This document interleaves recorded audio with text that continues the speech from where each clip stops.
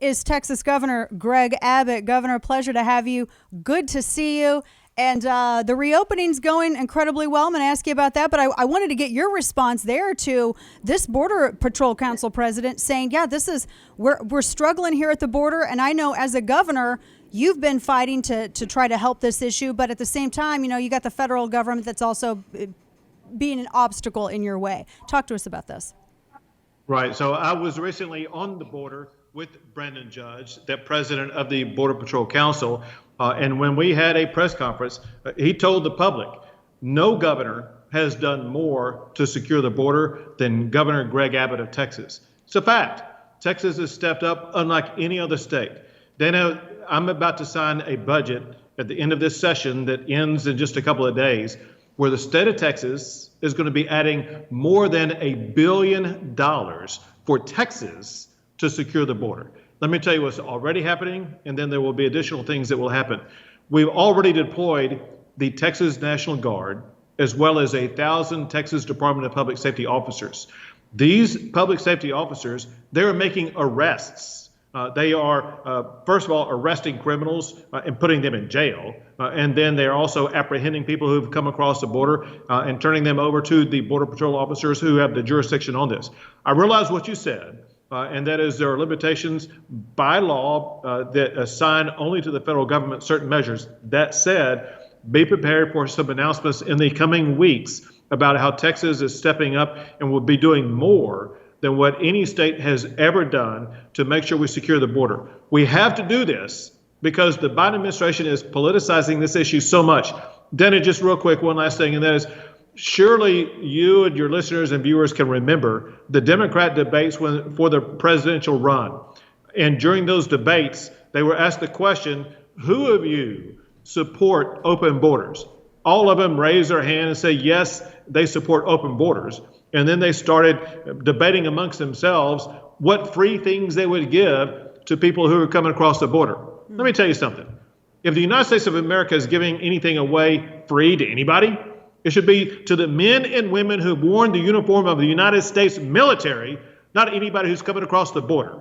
And what we're going to be doing is we are going to be cracking down on what's going on in the border, and we're going to be stepping up and providing more relief to the farmers and ranchers and homeowners who live near the border, whose lives and property are being overrun. We will do everything possible to put an end to it. And we've been hearing a lot from those ranchers and farmers there at the border, talking to Texas Governor Greg Abbott. You even have Democrat mayors, Democrat border town mayors agreeing with you.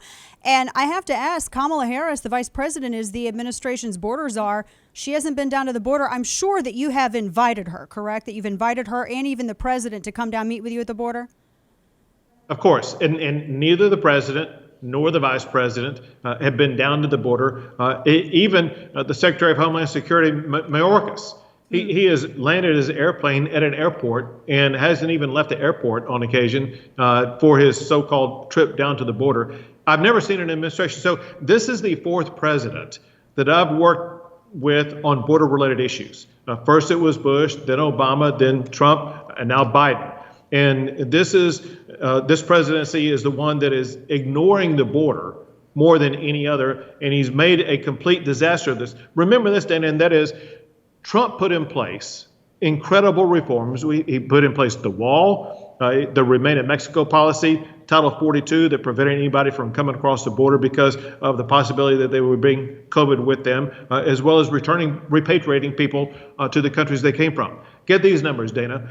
Under Trump's last year in office, in the month of April, there were 17,000 border crossings.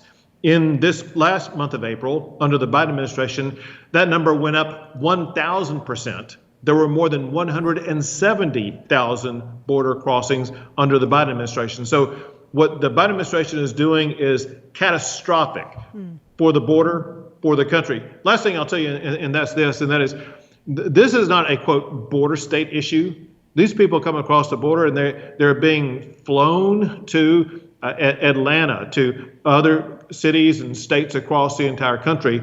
And so this is an American issue. The border doesn't stop in Texas. It goes far north of Texas. And then on top of that, if you look at the drug trafficking coming across the border, the Texas Department of Public Safety alone has seen an 800% increase year over year in the amount of fentanyl that they have been able to apprehend.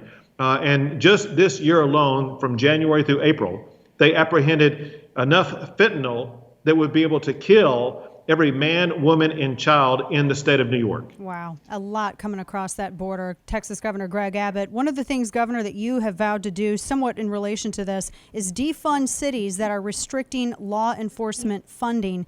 And you said that you would absolutely sign a bill into law that would make it more difficult for these localities to limit those police budgets here in the Republic of Texas. Talk to us about that.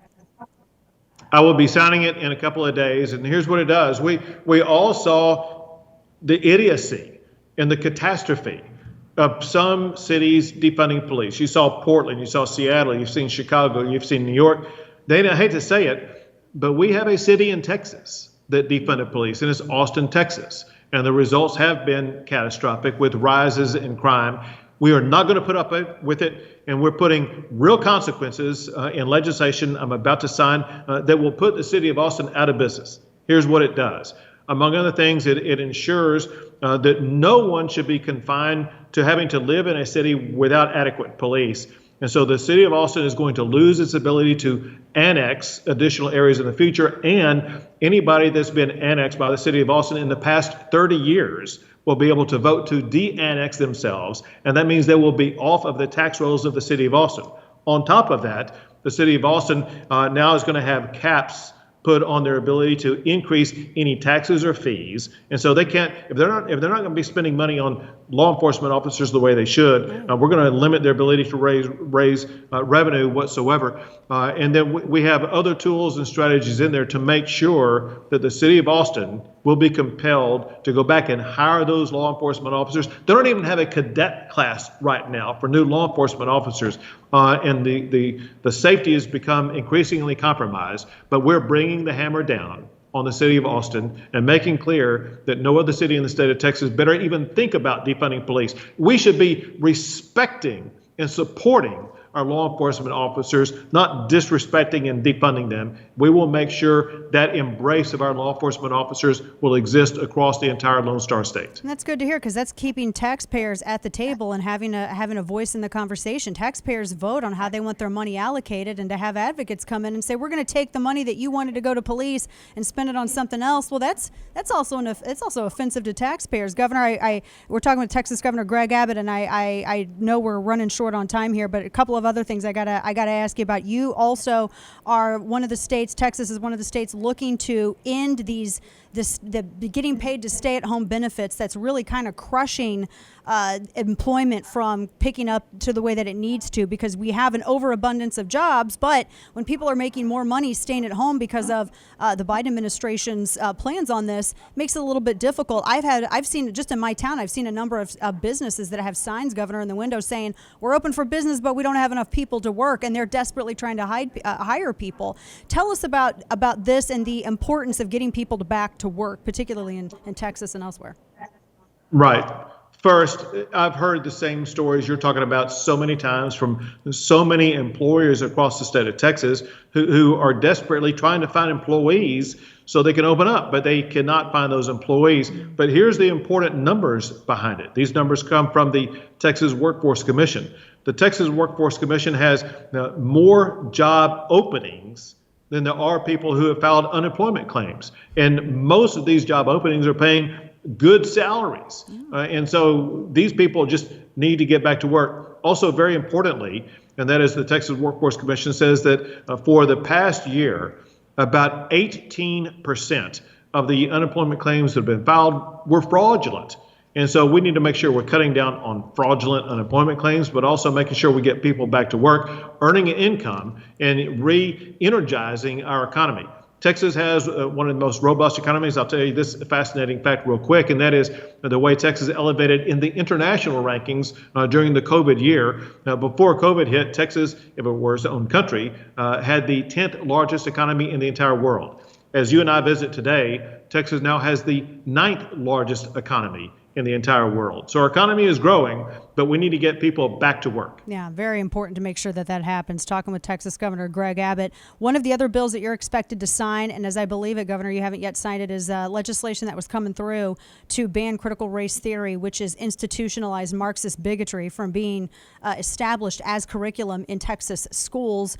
This is a great step. In my town, we took over the school board by over 70% in the last municipal election. A lot of hard work, a lot of people that put in the effort.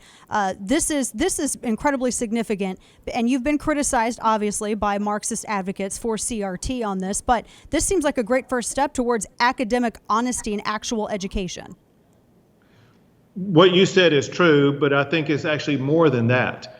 What critical race theory is, at its core, is anti-American. And we need to stand up for Americans, but also what critical race theory does, it teaches the exact opposite of what Martin Luther King taught all of us. And that is, we're to be evaluated on the content of our character, not the color of our skin. What critical race theory does is it divides people along racial grounds, and then it pits one race against each other, and it criticizes people on the basis of their skin color.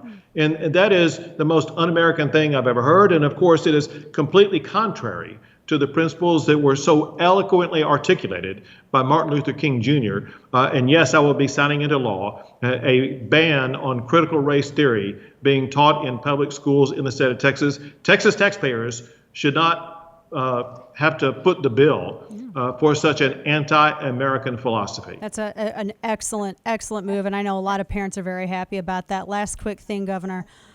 You told me several years ago that if constitutional carry made it to your desk, you'd sign it, and it's going to happen. It looks like this week, or maybe when can we expect that? And please tweet a photo of it, because I've been waiting for this for so long, Governor. When do you expect to sign this?